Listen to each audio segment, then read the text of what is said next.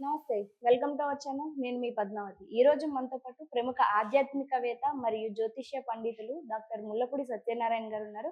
అయితే ఆయనతో మాట్లాడి శని త్రయోదశి గురించి తెలుసుకునే ప్రయత్నం చేద్దాం. మీరు కూడా నమస్కారం గురుగారు. నమస్కారం మా పద్మావతి. గురుగారు, జనవరి 11వ తేదీ శనివారం అయితే శని త్రయోదశి వచ్చింది. దాంతో పాటుగా మనకి త్రయోదశి కూడా అని అంటారు. అయితే వాస్తవానికి శని త్రయోదశి నాడు శనీశ్వరుని గుడికి వెళ్ళి నువ్వులు గాని, లేకుంటే ఏదైనా వస్త్రం గాని దానాలివ్వండి అంటారు. అయితే వీటితో పాటుగా మరి ముఖ్యంగా మనం పాటించాల్సిన నియమాలేంటి? అసలు ఏం చేయాలి ఆ రోజు? మనము ఈ శని త్రయోదశిని మనం ఏం చేస్తామంటే, ఒక భయపడుతూ చేస్తాం అందరూ కూడా. హ్మ్. ఏవండీ చ అర్ధాష్టమ శని పట్టుకున్నాడు, అష్టమ శని పట్టుకున్నాడు, ద్వాదశ జ్యోతి ఆహ్, ఏలినాటి శని పట్టుకున్నాడు. అందుకని మనం ఈ యొక్క శనికి మనం దానాలివ్వాలా, శనికి మనం జపాలు చేయాలా అని అనుకుంటాం. హ్మ్. కానీ శని అది కాదు. శని కర్మకారకుడు. అందుకే దీన్ని కర్మ త్రయోదశి అని అంటాం. హ్మ్. మనం చేసుకున్న కర్మలకు ఫలితాలిస్తాడు. మనం గత జన్మల్లో కానీ, గత రోజుల్లో కానీ, ఇప్పటికంటే నిన్న, మొన్న, అంతకు ముందు రోజుల్లో గానీ, మనము ఎప్పుడైతే చెడ్డ పనులు చేస్తామో, ఆ చెడ్డ పనుల యొక్క ఫలితము కఠినంగా ఇస్తాడు. హ్మ్. దుఃఖాలుగా ఇస్తాడు. మంచి పనులుగా మనం చేసినప్పుడు, ఆ మంచి ఫలితం సుఖాలుగా ఇస్తాడు. అంతే ఆయన డ్యూటీ. అంతే తప్ప వేరేది ఆయన ఎవరి మీద ఆయనకి కక్ష ఉండదు. అండ్ సాధింపు ఉండదు. అయితే ఆయన ధర్మకారకుడు. హ్మ్. యమధర్మరాజు యొక్క సోదరుడు, సూర్యుని యొక్క కుమారుడాయన. చాలామంది ఏం చేస్తూ ఉంటారంటే, ఈ శని త్రయోదశిన చాలా మిస్టేకులు చేస్తారు. చాలా కాలం నుంచి మనకి అది ఇంజెక్ట్ చేసేసారనమాట అంతా హ్మ్. కూడా. ఏమిటంటే శని త్రయోదశి రోజున మనము పొద్దున్నే లేస్తాము, బాగుంది. అవును. మనకు నల్లని వస్త్రాలు ధరిస్తాము. లేకపోతే ఏవో ఒక శుభ్ర వస్త్రాలు ధరిస్తాము. కొంతమంది శని త్రయోదశి రోజున నల్లని వస్త్రాలు ధరించొద్దంటారు. అవును. నల్ల షేడ్ ఉన్నది, బ్లూ షేడ్ ఉన్నది ధరించాలి ఆ రోజు. ధరించిన తర్వాత శని శని గుడికెళ్తాం గదా! నా ఉపగ్రహాలకి అసలు దేవాలయాలతో పని లేదు మనకి. కానీ వెళ్తున్నాం మనం. ఆ హ్మ్. ఉపదేవాలయాల్లో నవగ్రహాలుంటాయి. ఆ నవగ్రహాలకి శని చుట్టూ మనము ఓం శనైశ్చరాయ నమః అన్న మహామంత్రాన్ని జపిస్తూ ఆ శని గ్రహం చుట్టూ మనం తిరగాలి. నవగ్రహాల హ్మ్. చుట్టూ. తిరిగిన తర్వాత మనము శనిని ముట్టుకోకూడదు, నవగ్రహాలను ముట్టుకోకూడదు అని చెబుతారు. మనం దర్జాగా ముట్టుకోవచ్చు. మిగతా దేవుళ్ళని ఎలాగైతే మనం ముట్టుకుంటున్నామో అలా ముట్టుకోవచ్చు. నవధాన్యాలుంటాయి. శనికి ప్రత్యేకించి తెలలు తెస్తాం. నల్లని తెలలు, తెల్లని తెలలు. అవి తెచ్చి స్వామివారి మీద వేసుకుంటూ నువ్వుల నూనెని డైరెక్ట్‌గా వేయొచ్చు. ఏవంటే ఆడవాళ్ళు వేయకూడదండి అని కొంత వర్గం వాళ్ళు చెప్తూ ఉంటారు. అవును.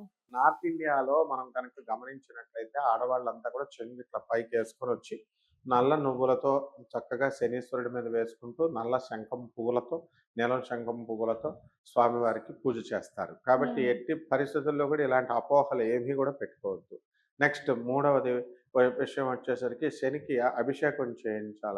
పంతులు గారు అందరికీ చేయించాలి కాబట్టి ఆయన ఏం చేస్తాడంటే మగవాళ్ళకి అందరికి రెడ్ షర్ట్లు ఇప్పేసి లోనకి రండి గర్భగుడిలోకి అంటారు, వేస్తారు. ఆడవాళ్ళకి అలౌడ్ లేదు. బయట అవును. ఉపగ్రహాలు ఉంది కదా! అక్కడ చేసుకోవచ్చు. వాళ్ళు ఎలాగో రానివ్వనప్పుడు మనం ఏం చేస్తాం?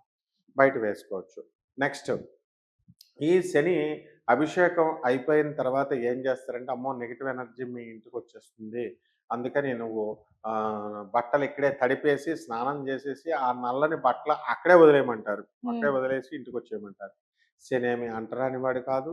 లేకపోతే శనేమి అక్కడికి బట్టలు ఎక్కడ వదిలేస్తామంటే, ఎవరైనా చావులకెళ్ళినప్పుడు వాళ్ళని మనం ముట్టుకున్నప్పుడు కానీ, ఎవరైనా మన బంధువులు ఎవరైనా చచ్చిపోతే ఆ బట్టలు అక్కడ వదిలేస్తాం. హ్మ్. కాబట్టి ఇలాంటియేమీ కూడా ఇక్కడ లేకుండానే ఇలాంటి నెగెటివ్ వైబ్రేషన్‌లు చెప్తారు. అండ్ నెగెటివ్ ఎనర్జీ అంటారు. అసలు ఫిజిక్స్‌లో నెగెటివ్ ఎనర్జీ అనే పదమే లేదనమాట. హ్మ్. నెక్స్ట్ ఇకపోతే శనికి మనం దానాలు చేసేటప్పుడు నల్ల నువ్వుల్ని కిలోంపావు నల్ల నువ్వుల్ని దానం చేస్తాము. అలాగే నీలం నా నువ్వుల నూనెని దానం చేస్తాము. అలాగే నల్లని వస్త్రాన్ని దానం చేస్తాము. ఇది భక్తితో చేసుకోవాల. కేవలం మనం మహాపాపాలు గత జన్మల్లో, ఇతర జన్మల్లో 7 సంచిత జన్మలుంటాయి. సంచిత కర్మ, ప్రారబ్ధ కర్మ, ఆగామి కర్మ అని ఫ్యూచర్‌లో చేయబోయే కర్మ కూడా మనం ఇప్పుడే కట్ చేసుకోవచ్చు. హ్మ్. అలాంటి కర్మలు మనం అనుభవించడం వల్ల వచ్చేటటువంటి కష్టాలేవైతే ఉన్నాయో, అటువంటి కేవలం కిలోంపావు నువ్వులతోనే మనకి నల్ల గుడ్డతోనే మనకు కేవలం అంతా కలిపి 200 కూడా ఉండదు. అలాంటి తోనే మనకి దోషాలన్నీ పోతాయి అనుకుంటే పప్పులో కాలేసినట్టే. హ్మ్. లారీంపావు దానాలు ఇచ్చేవాళ్ళున్నారు. వస్త్రాలు ఇచ్చేవాళ్ళున్నారు. మరి ఎలా ఇస్తారండి అంటే భక్తి ప్రధానంగా ఉండాల. డెడికేషన్ ఉండాల. నమ్మకం ఉండాల. డిటర్మినేషన్ ఉండాల. అంటే శనీశ్వరుడు జగద్గురువు ఆయన. కాబట్టి ఆయన మీద పరిపూర్ణమైన నమ్మకంతో కనుక పేద బ్రాహ్మడికి అధిక పారితోషకాన్ని ఇచ్చి శనివారం నాడు లేదా ఈ యొక్క శని త్రయోదశి రోజున శనికి అభిషేకం చేసి ఈ యొక్క దీన్ని మనం కనుక నివేదన దానం చేసినట్లయితే సరిపోతుంది. నివేదన పటికి బెల్లం ముక్కలు కానీ, నువ్వులను ఉండలు కానీ మనం స్వామివారికి పెట్టొచ్చు. బెల్లం ముక్కలు కానీ. ఈ విధంగా మనం చేసినప్పుడు శనికి చక్కటి చక్కటి గుర్తింపు వస్తుంది మనకి. మన మీద అనుగ్రహం స్వామివారికి కలుగుతుంది. ఆ తర్వాత రెండో విషయం ఏంటంటే శని ఆటానమస్ ప్లానెట్. స్వయం ప్రతిపత్తి కలిగినటువంటి గ్రహం ఇది.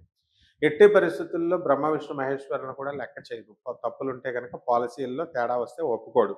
అందువల్లనే ఒకానొక దశలో మహా గర్విష్టి. కాబట్టి ఒకప్పుడు గర్వంగా బాగా ఉన్నప్పుడు శ్రీ మహావిష్ణువుని, బ్రహ్మని, శివుడిని ఎదిరిస్తాడు. శ్రీ మహావిష్ణువు ఆయన కాళ్ళు ఎరగొట్టేస్తాడు. అప్పుడు గర్వభంగం అయ్యి తర్వాత రియలైజ్ అయ్యి అప్పుడు మహాభక్తుడనమాట. తర్వాత ఈ హ్మ్. రోజున మనం ఏం చేస్తామంటే శనికి, శ్రీ మహావిష్ణువుకి కలిపి ఒకే సింహాసనం మీద అంటే వేరే వేరేగా ఒకే డయాస్ మీద కూర్చోపెట్టి ఇద్దరికి సన్మానం చేసినట్టుగా శ్రీ మహావిష్ణువుకి, శనికి చేస్తాం. హ్మ్. ఇది నారదుడికి ఇష్టం ఉండదు. ఏంటి సాక్షాత్ శ్రీ మహావిష్ణువు ఎక్కడ, ఈయనేమో అందరిని భయపెడతాడు, భయపెట్టి పూజలు చేయిస్తాడు. కాబట్టి ఇతను శ్రీ మహావిష్ణువు పక్కన కూర్చోకూడదంటే ఆ అధికారాన్ని ఇచ్చింది కూడా శ్రీ మహావిష్ణువే అనమాట. అది స్వయంగా విష్ణువు చెప్తాడు. హ్మ్. అప్పుడు ఒప్పుకుంటాడు నారదుడు.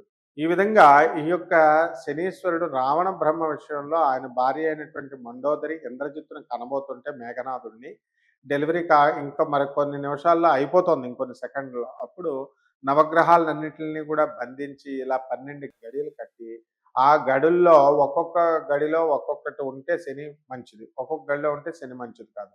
ఏ గడిలో ఉంటే శనీశ్వరుడు మంచిదో 11 ఇంట్లో ఉంటాడు. ఏ ఏ హ్మ్. గ్రహాః అరిష్ట స్థానగతాః తేషాం గ్రహాణాం శుభ ఏకాదశి స్థలాఫలా వ్యాప్యతే. ఏ గ్రహాలైతే చెడ్డ స్థానాల్లో ఉన్నాయో ఆ గ్రహాలన్నీ కూడా 11 రాగాక అని మనం పూజ చేస్తాం. అలా 11 ఇంట్లో ఉన్నటువంటి ఆ యొక్క శని ఆయుర్దాయాన్ని అన్నిటిని ఇస్తాడు మేఘనాథుడికి. కాబట్టి ఏంటి వీడు దుర్మార్గుడు పుట్టబోతున్నాడు, లోక కంటకుడు వీడికి నేను ఇవ్వకూడదు అని చెప్పేసి వీడిని బతకనివ్వకూడదని సరిగ్గా మండోదరి ఇంక డెలివరీ చేస్తున్న అననగా శని ఏం చేస్తాడంటే ఏ గ్రహం కూడా డేర్ చేయడు. ఎందుకంటే రావణాసుడి చేతిలో చచ్చిపోతారని. హ్మ్. ఏవైతే అయింది నేను అని చెప్పేసి శని మాత్రం 11 గడిల నుంచి 12 వచ్చేస్తాడు. దాన్ని రావడం వల్ల ఆయుర్దాయం అతనికి తగ్గిపోయి అతను మరణించడానికి అవకాశం కల్పించాడు శని. హ్మ్. ఈ విధంగా శనీశ్వరుడి గురించి చెప్పుకుంటూ పోతే మనం చాలా చెప్తాము. కాబట్టి మనం అందరం కూడా దేవాలయాలకు వెళ్ళొచ్చు.